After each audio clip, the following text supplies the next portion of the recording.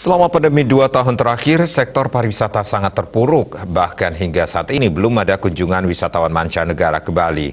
Dalam situasi seperti ini, Bali yang sudah bertahun-tahun bertumpu pada sektor pariwisata butuh proses yang cukup lama jika akan beralih ke sektor lain. Sejak dibuka pariwisata Bali pada 14 Oktober lalu hingga saat ini belum ada kunjungan wisatawan mancanegara ke Bali. Dengan demikian, pariwisata Bali hanya bisa mengandalkan wisatawan domestik. Praktisi pariwisata dan politisi Cokordo Sutejo Pemahyun menyatakan, jika dilihat dari kesiapan protokol kesehatan, pariwisata Bali sudah sangat siap. Ekonomi Bali bisa dikatakan sangat bertumpu dengan sektor pariwisata. Hal ini bisa dilihat sudah sejak zaman leluhur, sudah terbiasa menerima tamu mancanegara.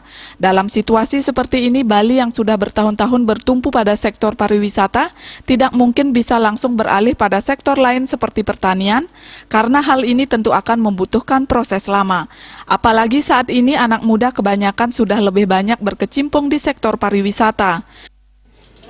Itu sebenarnya kembali ke pemerintah, karena bagaimanapun juga masyarakat di Bali kan sudah siap dengan segala cara. Kita sudah dari zaman leluhur kita sudah biasa menerima tamu, menerima apa. Jadi kalau terus begini, bagaimanapun juga Bali itu membutuhkan ekonomi yang bagus. Satu-satunya ekonomi yang bagus adalah pariwisata.